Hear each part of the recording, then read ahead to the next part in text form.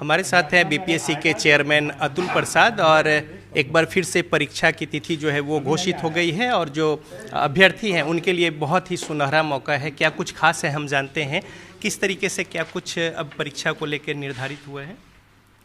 देखिए, पिछले बार से थोड़े से हम लोगों ने कुछ परिवर्तन किया है। जैसे पिछले बार 2 दिन लोगों को परीक्षा देना पड़ा क्योंकि भाषा की परीक्षा अलग हो रही थी, अलग दिन हो रही थी। इस बार हम लोगों ने भाषा को और मुख्य पेपर को एक साथ जोड़ करके 120 + 30 मतलब भाषा के लिए 30 क्वेश्चंस, इसी में जोड़ करके 150 क्वेश्चंस का एक दिन का एक शिफ्ट में उनकी परीक्षा हो जाएगी और 2.5 घंटे की परीक्षा होगी। नेगेटिव मार्किंग पिछले बार की तरह नहीं रहेगा इस बार भी। और हम लोग का प्रयास रहेगा कि अभ्यर्थी को जो सेंटर्स भी जैसे मिले, जैसे पिछले बार दिया गया था उसी तरीके से दिया जाएगा।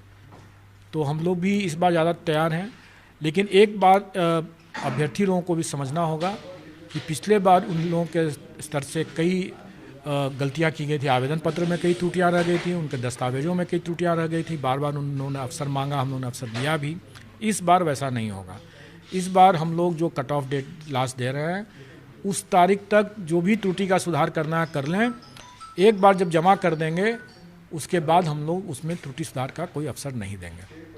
एक बार जरा बता दें हमारे दर्शकों को और जो अभ्यर्थी हैं उनको भी बात चला जाए, कब से कब तक ये पूरा मौका है?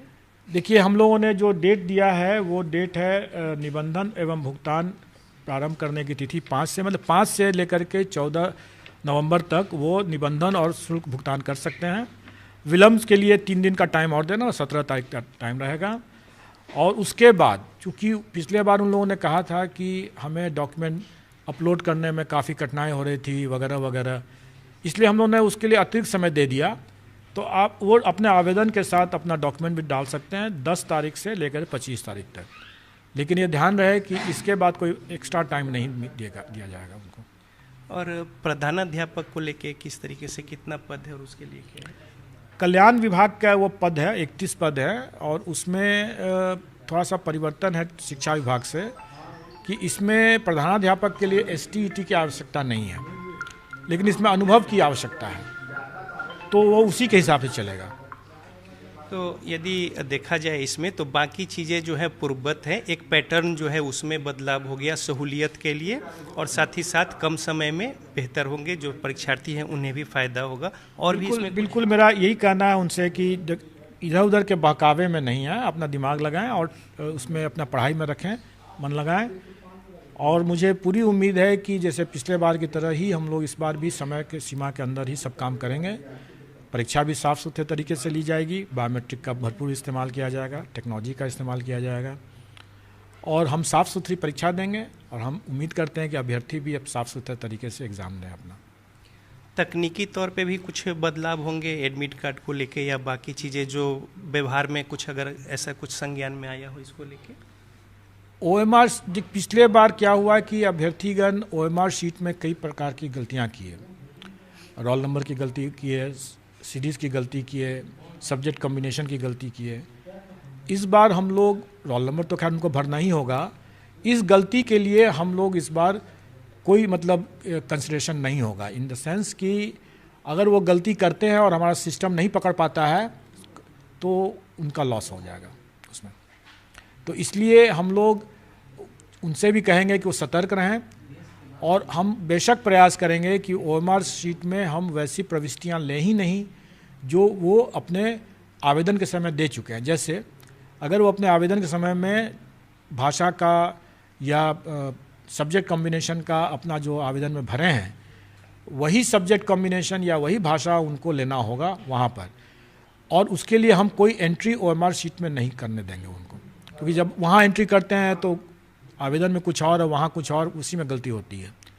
लेकिन उनको याद रहे कि उन्होंने कौन सा कॉम्बिनेशन, सब्जेक्ट कॉम्बिनेशन चुना है, उसके लिए हम उनके एडमिट कार्ड में उसको प्रिंट कराएंगे ताकि उनको याद रहे कि भाई वही एडमिट वही है और उसी के हिसाब से अपना वो परीक्षा दें अपना। तो भाषा पास करना जरूरी होगा, और जो मेधा सूची है वो सामान्य ज्ञान और विषय जो है वो भाषा बिल्कुल उनका क्वालिफाइंग नेचर का होगा और वो पास करना होगा। और टाई ब्रेकर कंडीशन हम लोगों ने थोड़ा चेंज किया है। टाई ब्रेकर कंडीशन जो होगा वो उसी तरीके से general studies and main paper को जोड़ करके होगा और उसमें अगर एक समान आ गया तो मेन पेपर में जो होगा वो फर्स्ट टाई ब्रेकर होगा। मेन पेपर में भी अगर समान नंबर हो गया तो क्वालिफाइंग पेपर में जितना इस सेक्शन में मतलब कितना नंबर आया होगा उस पर टाई ब्रेकर 2 होगा वो, और टाई ब्रेकर 3 जो होगा डेट ऑफ बर्थ, और टाई ब्रेकर 4 जो होगा वो उसका नाम अल्फ़ाबेटिकल ऑर्डर में। बहुत धन्यवाद।